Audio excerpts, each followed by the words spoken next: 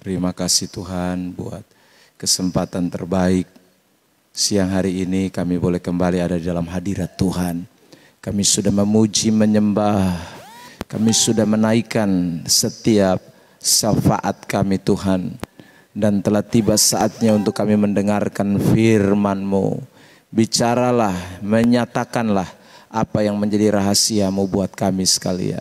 Tuntun kami Tuhan di tengah-tengah dunia yang gelap, yang jahat ini. Di tengah-tengah masa-masa zaman akhir yang penuh dengan tantangan yang begitu hebat. Kami tahu Tuhan kami tidak bisa berjalan sendiri.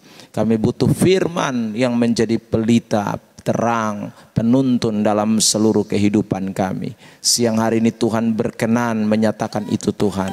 Dan sebelum kami akan membaca, mendengarkan firman Allah ini, terangi setiap hati kami. Roh Kudus ambil alih jam pemberitaan ini. Baik hamba yang berbicara, bahkan semua umat Tuhan yang mendengar. Dan biar kami semua siang hari ini diberkati, dikuatkan, diajar, dididik, dinasehati, ditegur, dibimbing untuk memahami tentang Tuhan lebih jauh lagi. Dalam nama Tuhan Yesus Kristus kami berdoa kepada Bapa di sorga. Semua kita yang siap diberkati bersama dengan saya, kita katakan amin. Baik, puji Tuhan, shalom buat kita sekalian. Pada siang hari ini kita akan belajar firman Tuhan dari kitab Habakuk pasal 3 ayat yang ke-17 sampai dengan ayat yang ke-19. Kitab Habakuk pasal 3 ayat 17 sampai dengan ayat yang ke-19.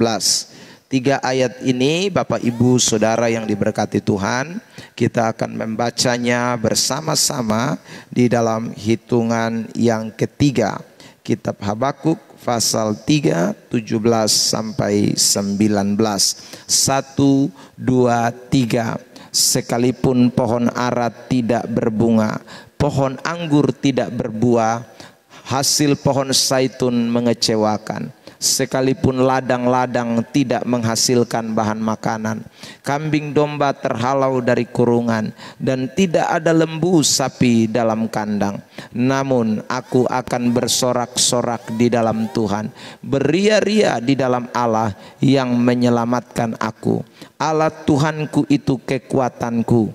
Ia membuat kakiku seperti kaki rusa. Aku berjejak di bukit-bukit. Puji Tuhan, Bapak Ibu Saudara yang diberkati oleh Tuhan Yesus Kristus. Waktu kita membaca kitab Habakuk, Bapak Ibu Saudara, kita harus mengetahui bahwa kondisi yang sedang dialami oleh Israel pada waktu itu sungguhlah tidak menyenangkan. Mereka sedang mengalami penindasan oleh karena musuh-musuh yang tiap hari datang mengancam mereka. Itu kita bisa perhatikan dalam kitab Habakuk pasal yang pertama, pasal yang kedua. Di sana diceritakan tentang bagaimana bangsa Israel itu mengalami tekanan demi tekanan. Dan saudaraku, akibat dari tekanan-tekanan itu, akhirnya bangsa Israel itu mengalami hal-hal sukar.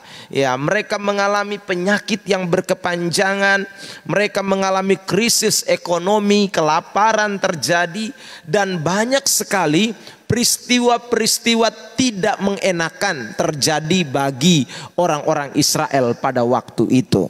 Nah, saudara yang diberkati Tuhan, di tengah-tengah kondisi seperti itulah Habakuk datang, atau Habakuk tampil sebagai seorang hamba Tuhan yang dipercayakan oleh Tuhan.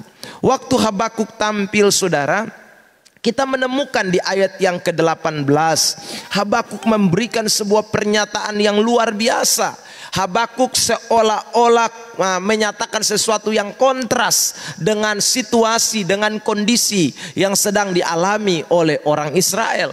Seharusnya ketika kita membaca ayat 18, karena tadi saya mengatakan bahwa kondisi orang-orang waktu itu sedang ada di dalam krisis yang berkepanjangan, sakit penyakit yang tak kunjung habis-habisnya oleh karena tekanan-tekanan yang datang dari musuh, maka seharusnya bunyi ayat daripada ayat 18 itu bukanlah bersorak-sorai, bukanlah beria-ria, bukanlah senang, bukanlah semangat, tetapi tentu ada berita negatif yang pasti dimunculkan oleh Habakuk.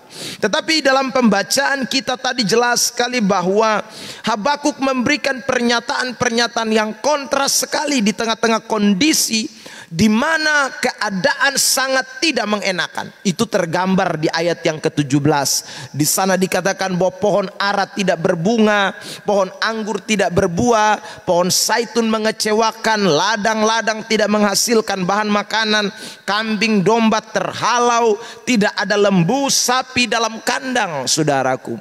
Jadi semuanya serba tidak mengenakan. Tetapi di saat kondisi seperti itulah Habakuk datang dan berkata, aku tetap bersorak-sorak di dalam Tuhan, aku tetap beria-ria di dalam Allah yang menyelamatkan aku, aku tetap mengetahui bahwa Tuhanku kekuatanku, dia membuat kakiku seperti kaki rusa dan membiarkan aku berjejak di bukit-bukit. Nah, saudara, gambaran dari apa yang dialami oleh bangsa Israel ini juga yang mungkin kita sedang hadapi hari-hari ini, ya. Sadar atau tidak sadar, saudaraku, kita sedang menuju kepada satu masa yang mana secara penyakit, ya, kesehatan, hari-hari ini kita tahu penyakit tidak tahu habis-habis, bahkan tambah banyak. Bahkan corona muncul dengan berbagai macam varian yang tidak habis-habisnya, berkepanjangan. Saudara, akibat dari penyakit yang berkepanjangan ini, kita juga akhirnya mengalami, saudara, hari-hari ini barang harga-harganya mulai naik, seperti minyak goreng, solar sudah mulai langka, ya. Dan itu akan berdampak kepada semua sistem perekonomian yang ada di bangsa ini. Mau tidak mau kita akan masuk di dalam situasi yang demikian. Nah, saudara, ini menjadi sebuah kekhawatiran besar yang kita sama-sama harus pikirkan. Karena kalau kita masih saja menghadapi penyakit yang berkepanjangan dan juga harga-harga sebagian bahan pokok yang mulai naik, seperti tadi saya katakan minyak goreng dan lain sebagainya, itu ternyata kondisi ini sudah sangat mempengaruhi, ya. Situasi seperti ini mulai bergejolak dan mengakibatkan, saudara, orang-orang mulai mengalami kehilangan juga sukacita, mulai kehilangan rasa syukur kepada Allah. Dan ini sangat dikhawatirkan, saudaraku, ke depan. Apakah situasi ini akan membuat orang tetap bertahan seperti yang dikatakan oleh kitab Habakuk?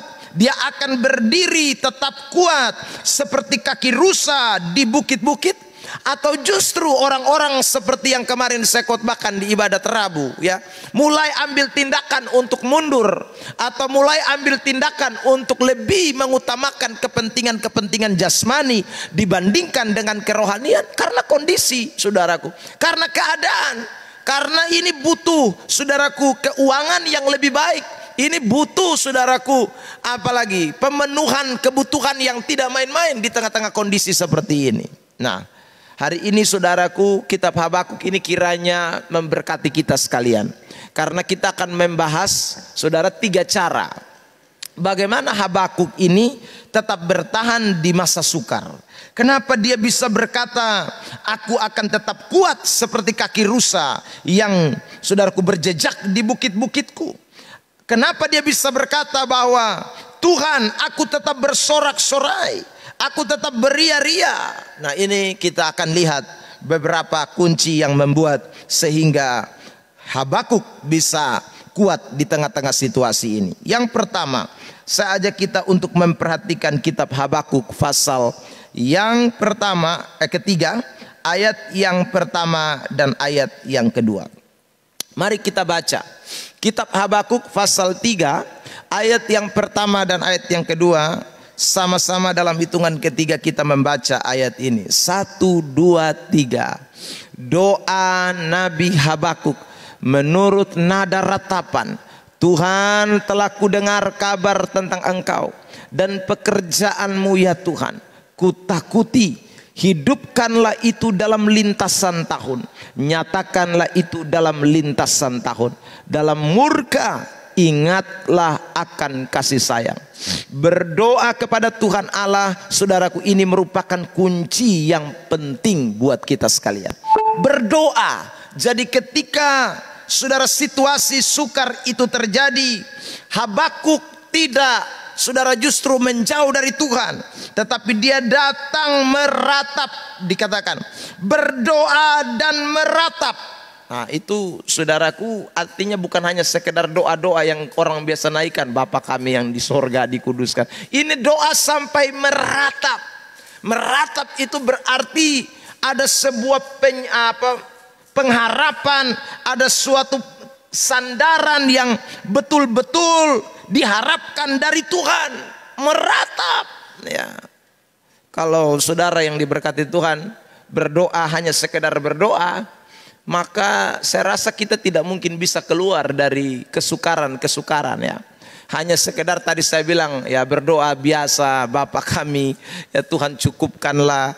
Ini, saudaraku, doa yang kita harus lakukan adalah seperti Habakuk, doa dengan ratapan.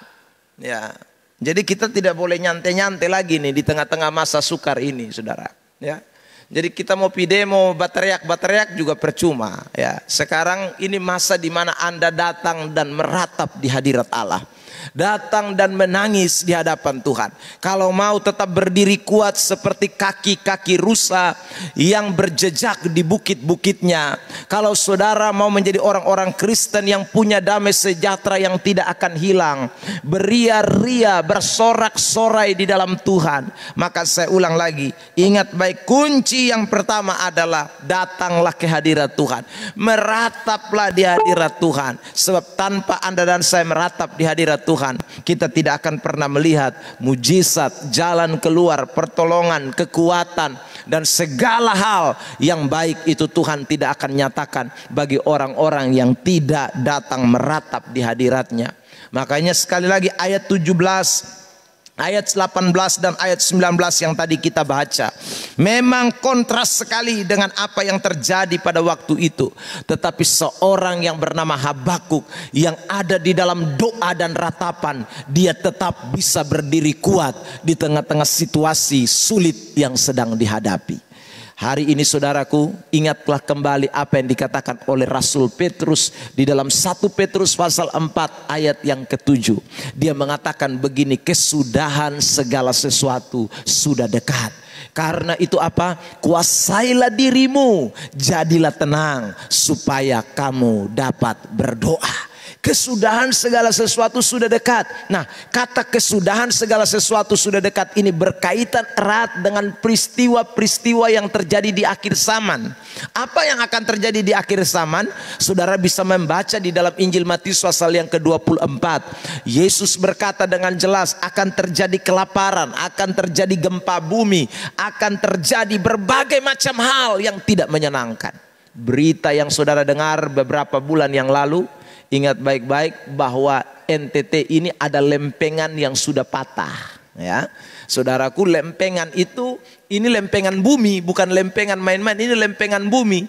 Nah, kalau dia sudah patah, retak, saudaraku, dan nanti kalau itu terjadi betul-betul dia lepas, ya saudara, maka gempa bumi yang besar akan terjadi, tsunami yang dahsyat. Ini menurut BMKG, bukan menurut saya karang-karang, ya saudara.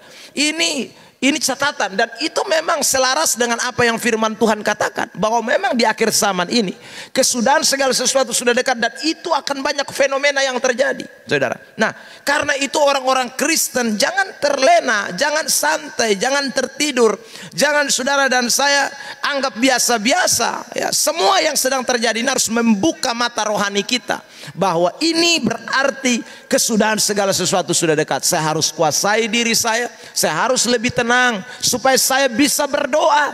Tapi sekali lagi, bukan hanya berdoa, merataplah di hadirat Tuhan. Sungguh-sungguh merataplah, dan lihatlah Tuhan akan memberikan campur tangannya di dalam hidup saudara dan saya. Jadi ini cara yang pertama supaya kita bisa bertahan di tengah-tengah masa kesukaran. Yang kedua, saudara yang diberkati Tuhan, Perhatikan tadi di dalam ayat yang kita sudah baca, ayat 17 dan ayat 18. Ada pernyataan yang dikatakan oleh Habakuk, sekalipun. Nah, ini kata menarik ya, sekalipun. Nah, kata sekalipun ini berarti, saudara, Habakuk itu dia tidak fokus kepada masalah yang ada. Habakuk itu tidak fokus kepada persoalan yang sedang dihadapi. Yang tadi saya katakan, musuh datang menindas, menyerang, penyakit yang tidak tahu berkesudahan, bencana yang terjadi terus menerus, saudara. Dia tidak fokus kepada masalah itu.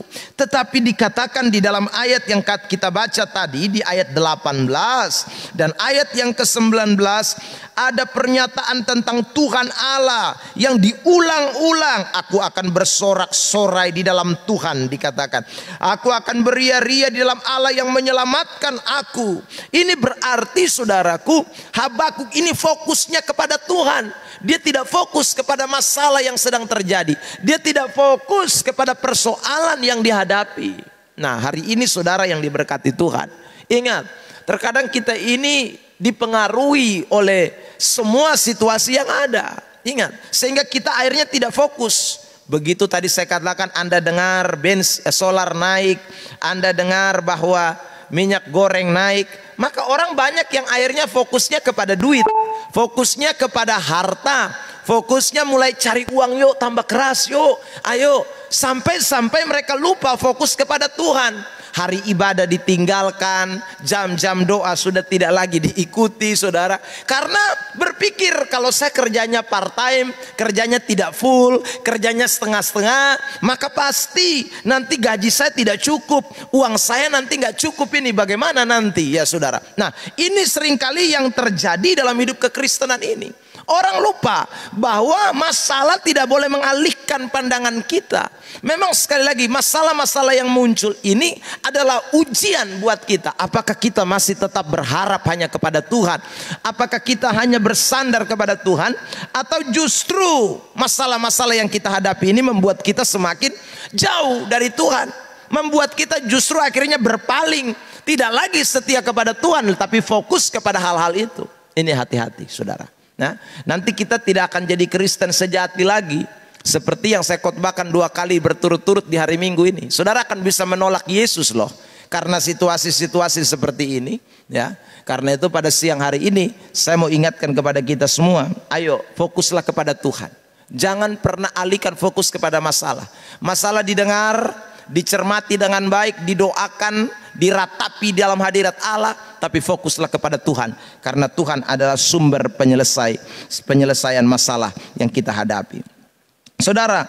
Dan yang terakhir, cara yang ketiga yang dilakukan oleh Habakuk sehingga dia boleh kuat, dia boleh bertahan di tengah-tengah situasi yang tidak menyenangkan itu, dikatakan tadi di dalam ayat yang ke-19, Allahku, Tuhanku, kekuatanku. Saudara, ini berarti Habakuk ini bukan hanya saja fokus kepada Tuhan, tetapi dia mengandalkan Tuhan. Yeremia pasal 17, saya selalu kutip ini ayat. Terkutuklah orang yang mengandalkan kekuatannya sendiri. Terkutuklah orang yang mengandalkan manusia, tetapi diberkatilah orang yang mengandalkan Tuhan. Ingat, kekuatan kita ada di dalam Tuhan. Kekuatan kita bukan pada sesuatu yang ada di dalam dunia ini. Perlindungan kita juga ada pada Tuhan. Dia andalan kita, dia sandaran kita, dia segalanya di dalam hidup kita sekalian, saudara. Kalau Tuhan menjadi andalan kita, satu-satunya yang kita percayai, satu-satunya yang kita andalkan di dalam hidup ini, maka percayalah, di tengah situasi sukar apapun, Anda dan saya tetap ditopang oleh Tuhan. Tuhan pernah berkata buat kita sekali lagi, walaupun saudara 1000 orang rebah, Mazmur 91 ya, di sisi kirimu 10.000 di sisi kananmu, tetapi tidak akan menimpa engkau.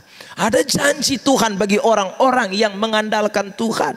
Ada janji yang baik buat orang-orang yang berserah dan hanya berfokus kepada Tuhan. Mereka tidak akan ditinggalkan oleh Tuhan. Tuhan selalu akan berperkara untuk mendatangkan kebaikan lepas kebaikan.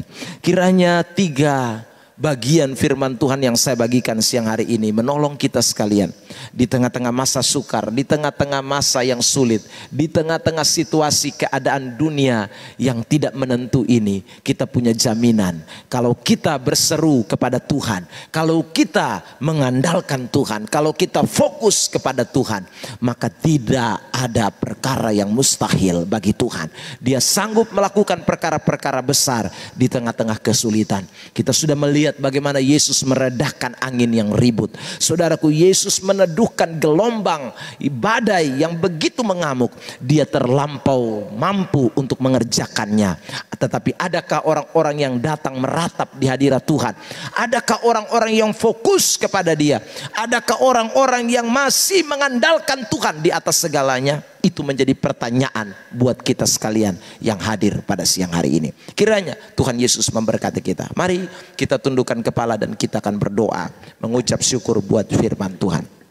Terima kasih Bapa, kami bersyukur buat kesempatan terbaik terindah pada siang hari ini. Tuhan, izinkan kami boleh belajar firman-Mu di tengah-tengah situasi sukar bangsa ini. Tuhan, kami tidak bisa pungkiri bahwa benar bangsa ini adalah dalam keadaan sukar. Kami tahu bahwa pemerintah kami, mereka tidak tinggal diam.